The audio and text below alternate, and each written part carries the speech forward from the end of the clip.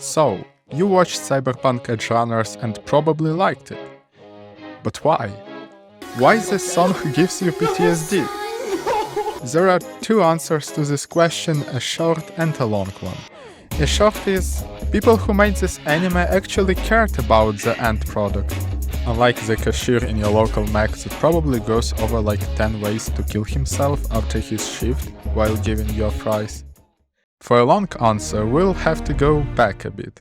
Somewhere in the 19th century, Ivan Petrovich Pavlov conducted his famous Pavlov's dog experiments. The rules were simple. The food was given to the dog after some kind of sound effect. Time passed and the dog started to produce saliva and gastric juice as a reaction to the sound effect itself, even when the food was not there. The point that I'm trying to make is, do people really that different from the dogs? Our brain has similar mechanisms intact. A stimulus causes a reaction, we remember both, and the next time the stimulus is encountered, we know what reaction we will get, or we are reacting the same way subconsciously. This applies not only to the physical stuff, but our emotions as well. Some people, like them for example, know this very well and can abuse the system to play on our hearts like on musical instruments. You've probably heard about the Rule of Three.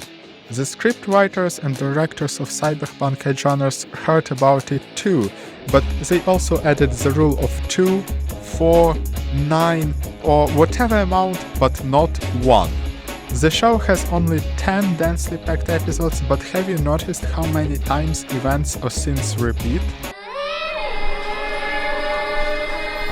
David has a psychotic walk back home in episode 2 and in episode 10. We visit David's academy twice. Edgerunners gang has parties at the same spot in episodes 3 and 7. Pillar delivers his sick moves in the same scene and Rebecca repeats that a few episodes later. Lucy and David share a kiss under the full moon in the 2nd and the 10th episode. Should I continue? By the way, I forgot to mention a stupid amount of foreshadowing that Cyberpunk pours on us.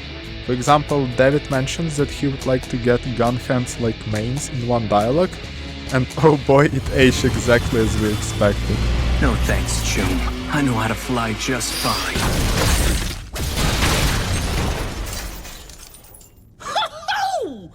Nova! Bang! David gets shot in the head at the end of every opening, and the show shows us this like 9 times before it actually happens. Now we, as Pavlov's dogs, are watching the happiest moment in David's life in episode 2, accompanied by this beautiful song by Rosa Walton and Haley Coggins. Our brain connects the dots between the sound stimulus and the bittersweet happiness of the characters that we see. That's why when the same stimulus applied in episode 10, our mind literally breaks. Lucy reached her goal, and we hear the happy time music. So why the image blurs from the tears? That's it. That is the code we cracked. Repetition is one of the best aspects of Cyberpunk Edgerunners. It gives us a sense of familiarity and provides emotional attachment to the characters, even though we see them on the screen for a very, very short time.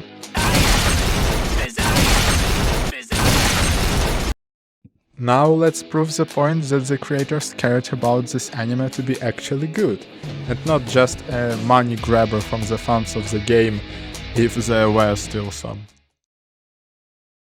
For this, I'll take only one scene, which is probably my favorite in the whole show.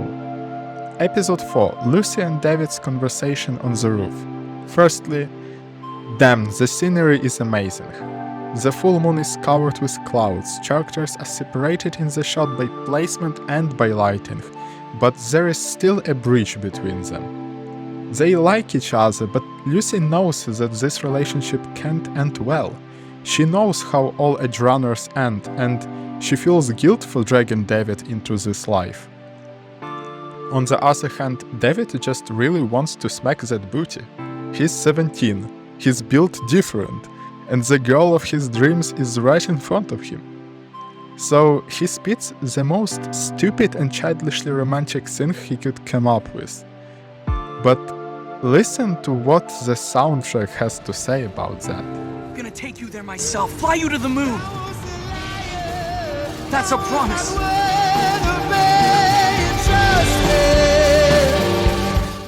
David is too naive to know that he's indeed a liar. And happy endings are not a part of the Night City. After this excellent advance, Lucy finally accepts her feelings and falls into David's arms. The clouds are gone, and the rocket in the background rapidly approaches the now full visible moon. In the next shot, the scenery is completely changed. The couple now is on the moon. This is the dream Lucy shared with David on their VR date. She does not dream of a lifeless rock up in the sky.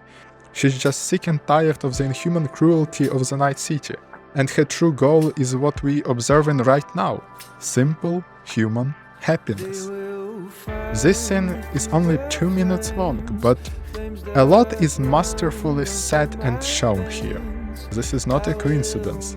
It's not like the god took a wheel and somehow stars aligned for this moment. It's just people who are good at their job, who work together and crafted frame by frame a modern masterpiece.